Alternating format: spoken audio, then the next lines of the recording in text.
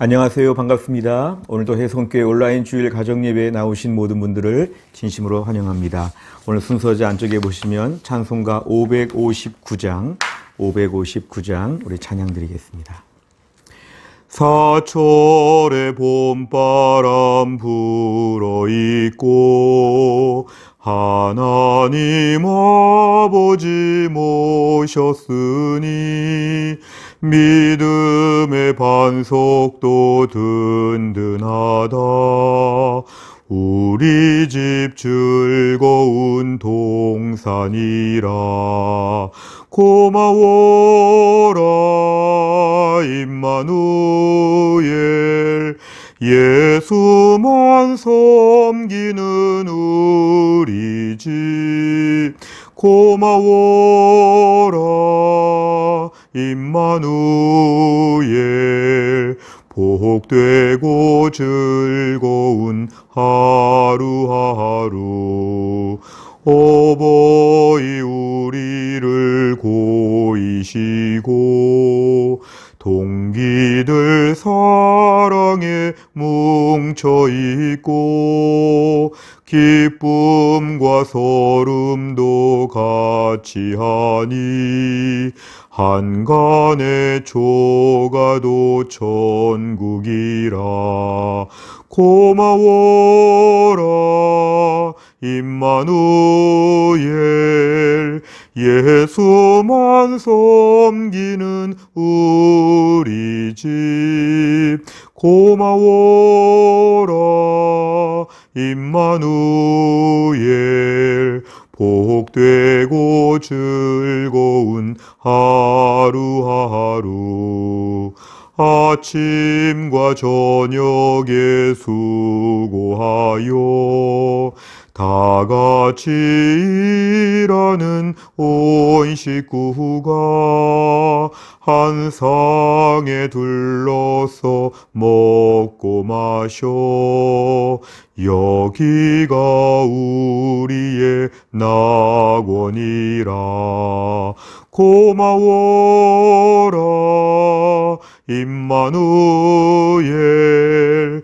예수만 섬기는 우리 집. 고마워라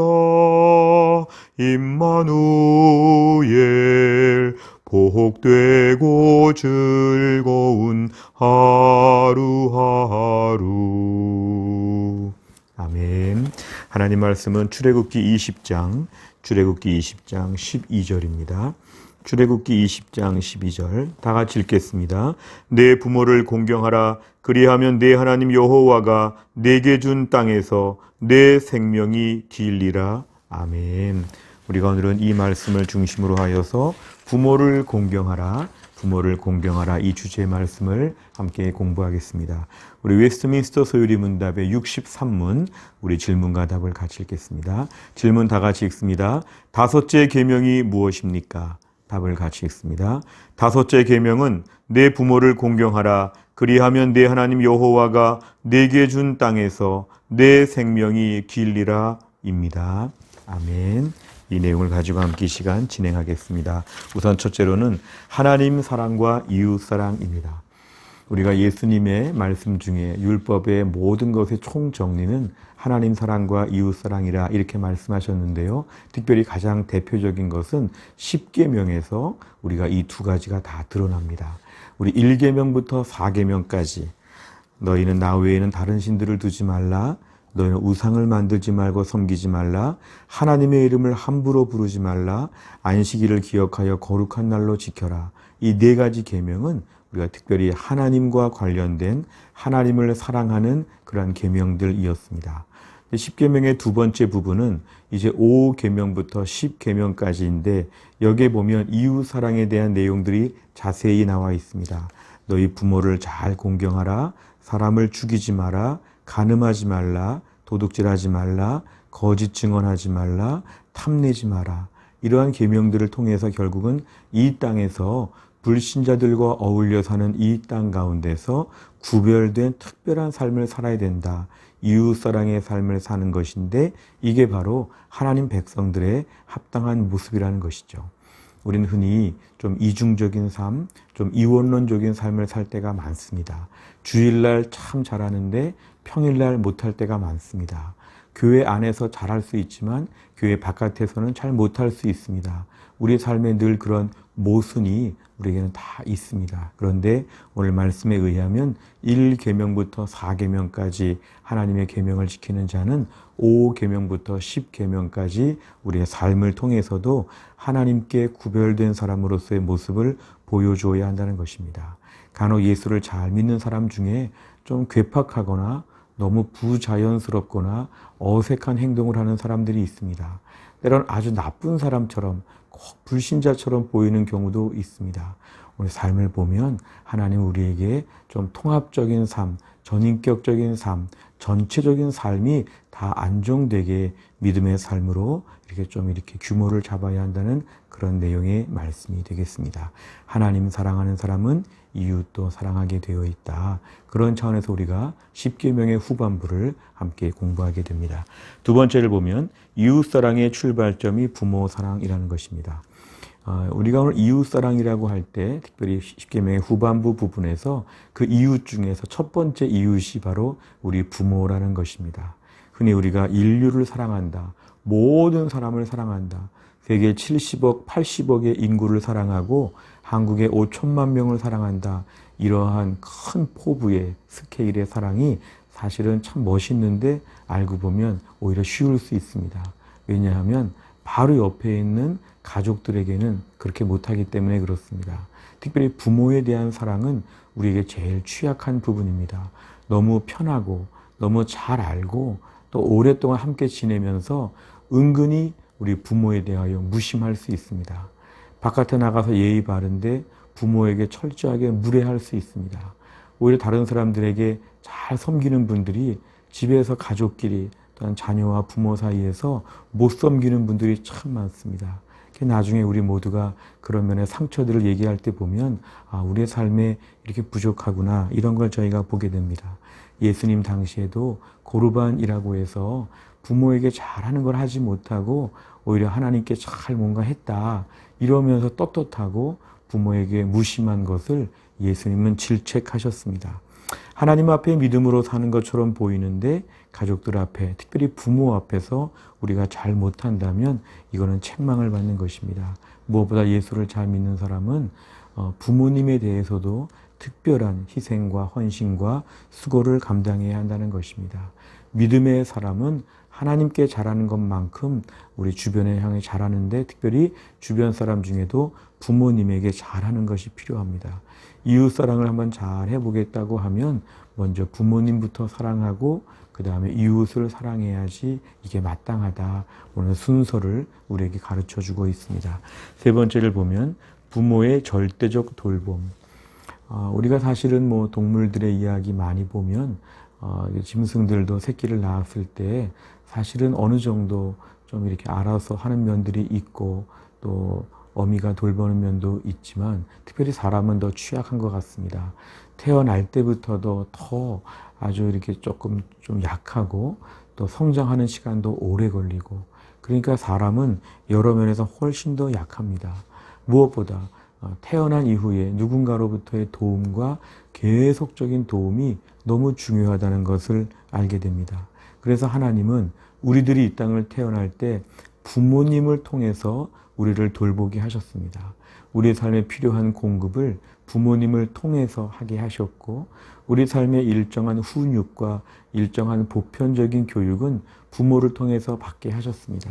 그리고 더 이상적이라면 우리의 신앙적인 지도 역시도 부모를 통해 받게 하셨습니다. 자, 이러한 모든 과정들을 놓고 볼 때 얼마나 부모님의 도움이 절대적인지를 우리가 알게 됩니다. 부모님께로부터 받은 이러한 사랑과 돌봄이 우리 삶에 너무 중요하죠. 그러니까 다시 한번 우리 인생을 추억해 보면 부모님을 향해서 고마운 마음이 들 수밖에 없습니다.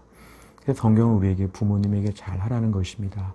무엇보다 부모님께서 하나님의 대리자로 하나님의 권위를 가지고 하나님의 사랑을 가지고 우리를 돌보고 보살핀 것은 우리 모두가 인정해야 되는 그러한 영역입니다.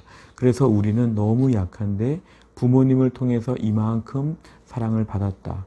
이만큼 돌봄을 받아서 여기까지 왔다. 이런 것들을 저희가 늘 인정하라는 것입니다. 그래서 우리가 나는 날 때부터 알아서 했다. 나는 내가 다 혼자 했다. 이런 말을 할 것이 아니라 하나님께서 중간에 부모님을 통해서 우리에게 많은 것을 베푸셨다. 이러한 것을 분명히 저희가 인식한다면 이러한 것을 마음에 분명히 새겨야 한다는 것입니다. 부모의 절대적인 돌봄이 우리는 필요하고 하나님이 이 모든 일 가운데 계획하시고 이런 사랑을 받게끔 하셨다. 그런 뜻입니다. 마지막을 보면 부모를 공경할 때 받는 복입니다. 오늘 답변해 보시면 부모를 공경하게 될 때 여호와가 네게 준 땅에서 내 생명이 길 것이다. 이렇게 말씀을 하시는데 오늘 본문 당시에 출애굽기의 말씀을 배경으로 보면 이제 출애굽한 이스라엘 백성들이 앞으로 가나안 땅에서 하나님이 주시는 그 땅을 차지하게 될 때 그 땅에서의 날들은 특별히 하나님께서 부모에게 공경하는 자들에게 오랫동안 그 땅을 누리도록 이렇게 약속하신 것입니다. 우리가 그 땅에서 오래 산다고 하면 국방력을 키우고 돈이 많고 여러 가지 인간적인 장치들을 통해서 그 땅에서 우리의 생명이 길 것이다. 이렇게 좀 우리가 장담할 수 있는데 하나님은 그게 아니라는 것입니다. 내가 있는 그 땅에서 모든 걸 누리고 지금의 축복을 연장하고 싶다면 무엇보다 부모 앞에서 공경해야 된다.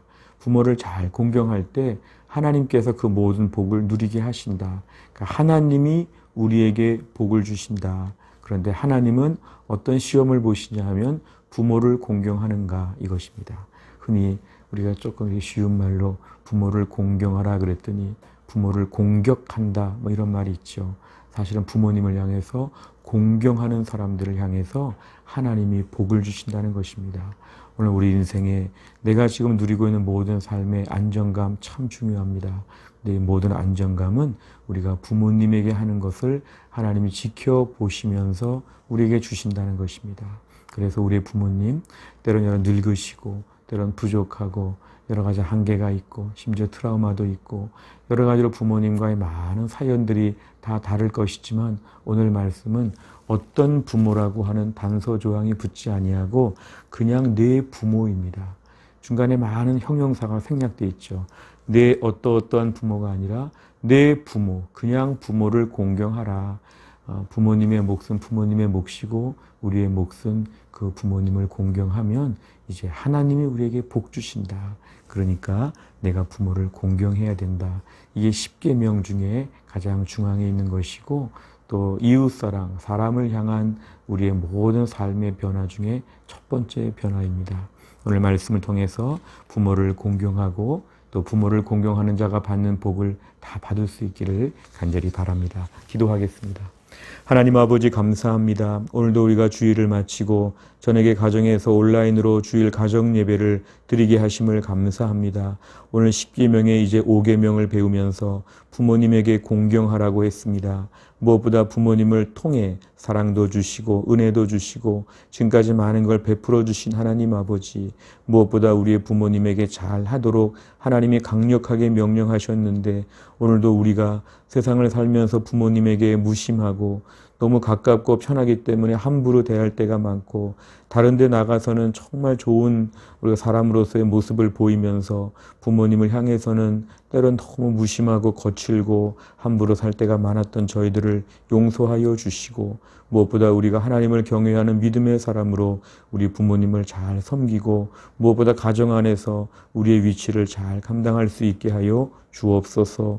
오늘 귀한 말씀을 주신 것을 감사드리며 예수님의 이름으로 기도하옵나이다. 아멘. 오늘 함께 저희가 이 시간에 1번부터 4번까지를 진행했습니다. 이제 5번과 6번을 진행하시고 오늘 마무리하시면 되겠습니다. 또 한 주간 승리하시길 바랍니다. 감사합니다.